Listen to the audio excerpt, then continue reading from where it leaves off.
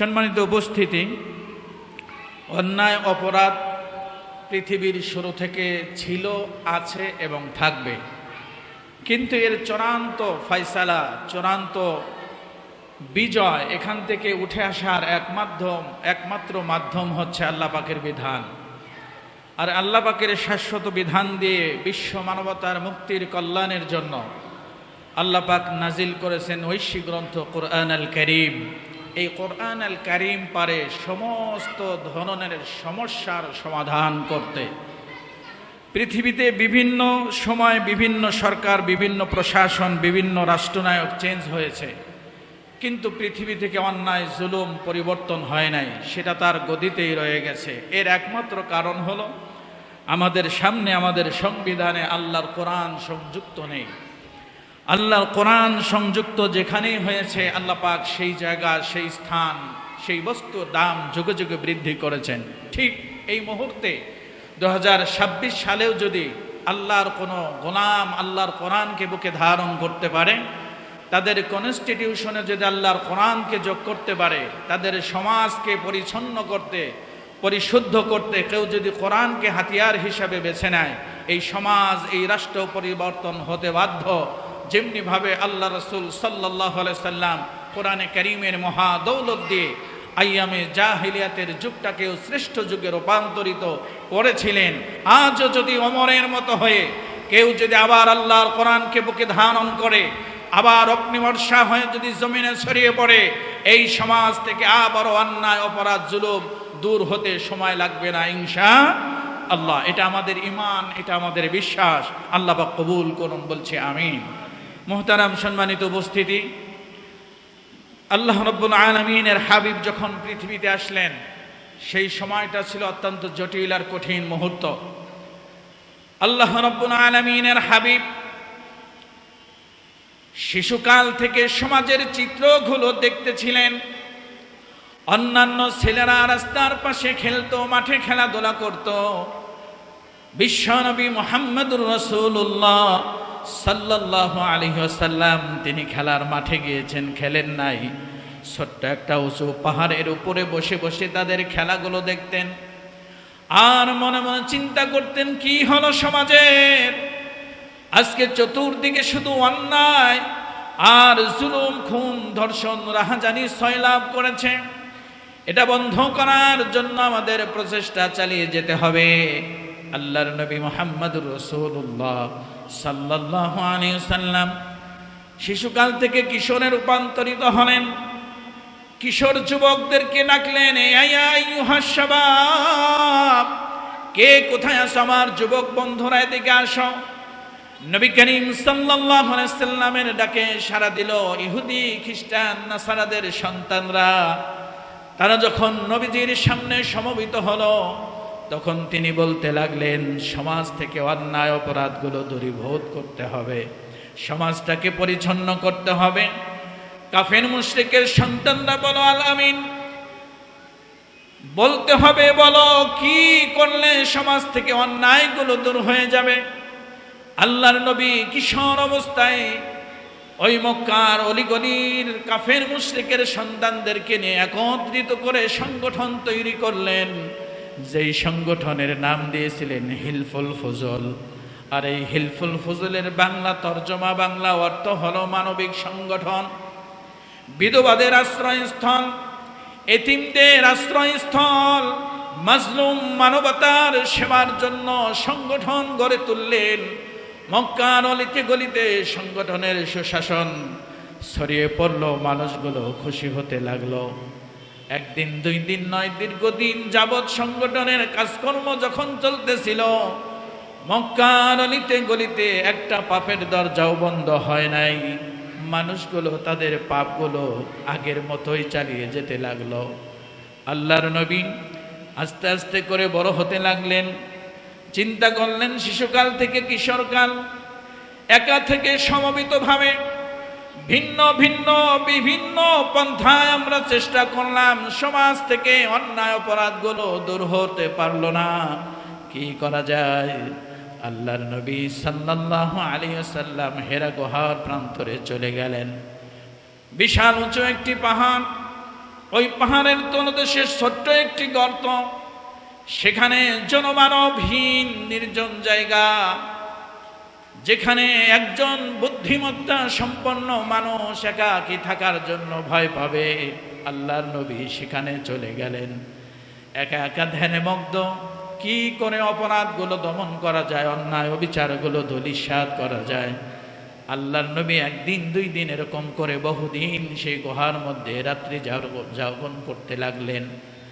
হঠাৎ করে আল্লাহর নবীর 40 বছর পূর্ণ হওয়ার পর আল্লাহর নবী সেই গহীন অন্ধকার উপত্যকার ভিতরে, পাহাড়ের গর্তের ভিতরে একা একা ধ্যানমগ্ন আল্লাহর কাছে দুহাত তুলে দোয়া করছেন, আল্লাহ,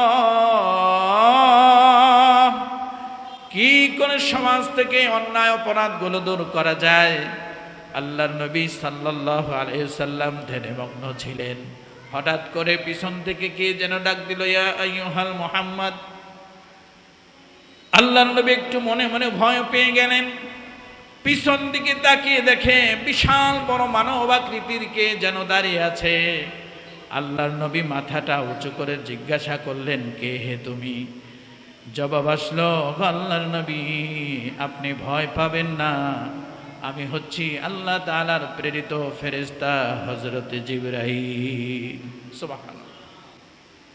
আল্লাহর নবী গুহা থেকে বের হলেন, জিবরাইলের সাথে সাক্ষাৎ হলো।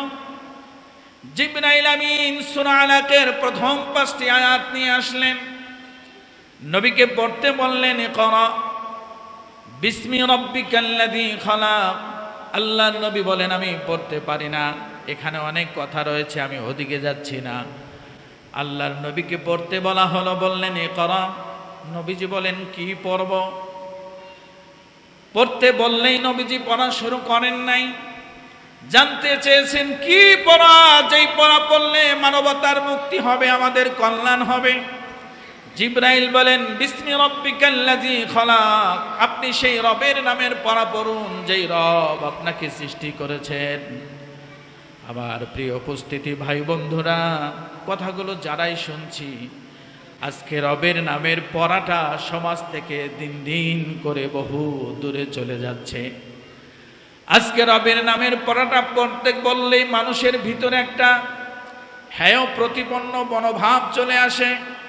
রবের নামের পড়াটা দিয়ে মানুষ কি হবে, কয় টাকা ইনকাম করবে, কি করে খাবে, এই চিন্তা নিয়ে মানুষ যখন নিমগ্ন, গোটা পৃথিবীর বুকে সর্বশ্রেষ্ঠতম যেই শিক্ষা, তার নাম হলো কোরআনের শিক্ষা, ঠিক কিনা?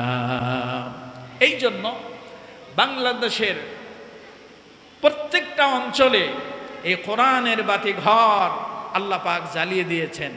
যদিও কিছু কিছু মানুষের কাছে এটা অতি নগণ্য, কিন্তু মানুষ মূল্যায়ন না করতে পারলেও এর মূল্য যার কাছে আছে তিনি হলেন আমাদের আল্লাহ, ঠিক কিনা? ঠিক আল্লাহ রাব্বুল আলামিন কোরআনে কারীম দিলেন পৃথিবীতে। রবের নামের পড়া শুরু করলেন নবীজি, যা নিজে পড়লেন সমাজে প্রতিষ্ঠিত করার জন্য ছড়িয়ে দিলেন।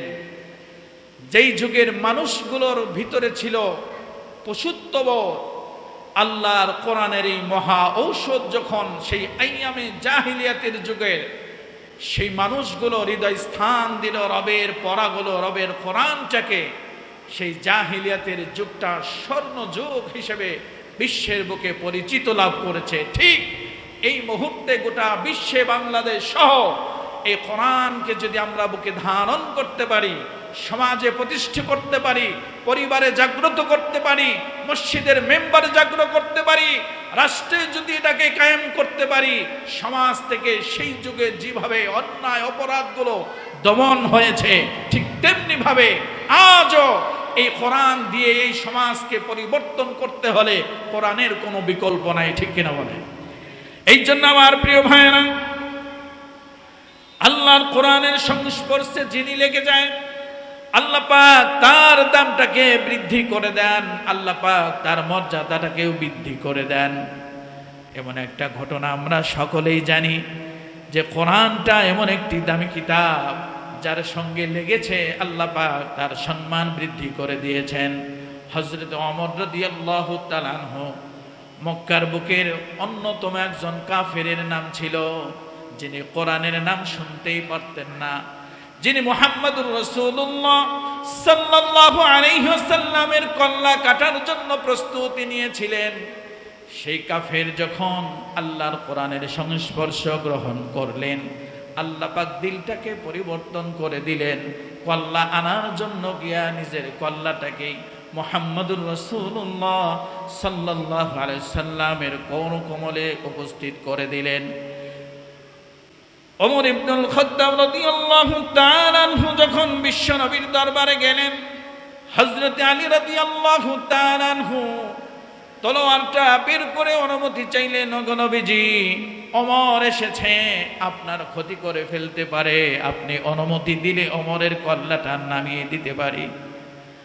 নবীজি মাথা উঁচু করে বললেন, না আলী, ওমরকে আসতে দাও।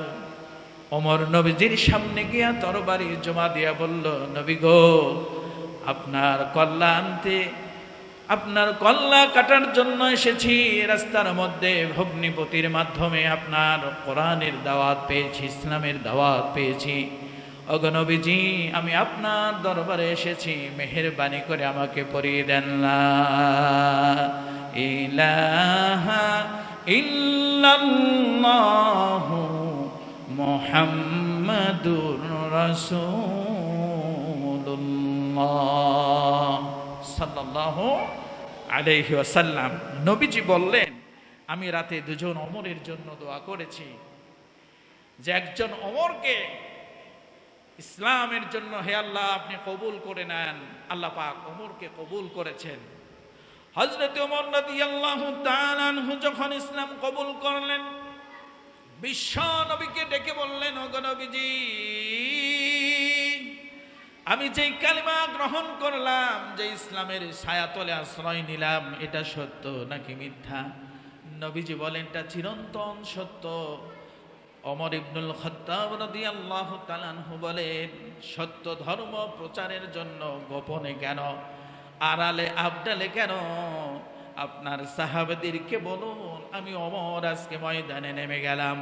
হযরত ওমর রাদিয়াল্লাহু তাআলা আনহু পাগড়িটা মানজার মধ্যে পেঁচ দিয়ে বেঁধে নিলেন, জাবালে আবু কুবাইসের উপরে দাঁড়িয়ে মক্কার দিকে তাকিয়ে বলতে লাগলেন, কে আছো মুহাম্মাদের বিরুদ্ধে ষড়যন্ত্র করো? কে আছো ইসলামের বিরুদ্ধে কথা বলো? কেউ যদি চাও তার স্ত্রীকে বিধবা করবে, কেউ যদি চায় তাদের সন্তানকে এতিম করবে, তাহলে ওমরের এই নাঙ্গা তলোয়ারের দ্বারা তার কল্লাটাকে দুভাগ করে দেওয়া হবে। ইসলামের বিরুদ্ধে কোনো কথা বরদাস্ত করা হবে না। শুরু হলো দূর গতিতে ইসলামের পদচারণা। মক্কার নাম ছিল ইয়াসরিব, সেই মক্কাটা আল্লাহ তাআলা বরকতের শহর বলে গঠিত করে দিলেন। এর একমাত্র ঔষধ হলো মহাগ্রন্থ আল কোরআন। এই কোরআন হলো মানব জাতির হেদায়েতের কোরআন। আল্লাহ রাব্বুল আলামিন জানিয়ে দিলেন, যালিকাল কিতাব লা রাইবা ফি, এই কিতাবটা হলো নির্ভুল নির্ভেজাল চিরন্তন সত্য কিতাব। এটা হচ্ছে মুত্তাকীদের জন্য হেদায়েত। কেউ যদি সত্যিকার অর্থে আল্লাহর পক্ষ থেকে হেদায়েত পেতে চায়, আল্লাহর কোরআনের কোনো বিকল্প নাই। আর এই সুন্দর বাগানটা আমাদের প্রিয় ভাই সাজিয়েছেন। আমাদের কোমলমতি ছোট ছোট বাচ্চাদেরকে আল্লাহর কোরআন শেখাচ্ছেন, তাদের সিনাটা দামি হয়ে যাচ্ছে। কিয়ামতের ময়দানে আল্লাহ রাব্বুল আলামিন এই হাফেজে কোরআনদের বাবা মায়ের মর্যাদা বর্ণনা করেছেন। যেমন আমাদের দেশে একটা সূর্য ওঠে, এই সূর্যের দ্বারা গোটা পৃথিবীটা আলোকিত হয়ে যায়। নবীজি বলেন, কোন ব্যক্তি যদি আল্লাহর কোরআনের হিফজ করে, আল্লাহর কোরআনটাকে মুখস্থ করে, হালালকে হালাল জানে, হারামকে হারাম জানে, কিয়ামতের ময়দানে ওই হাফেজে কোরআনের মা বাবার মাথার উপরে এমন একটি মুকুট পরাবে, যেই মুকুটের আলোকটা হবে এই রকম সূর্যের চাইতে আরো দ্বিগুণ বেশি গুণে।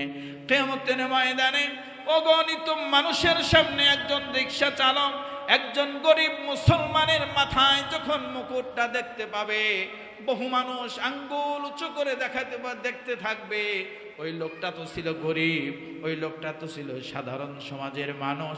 কিয়ামতের ময়দানে হাসরের মাঠে আল্লাহ রাব্বুল আলামিন এত বড় মুকুট কেন পরালেন?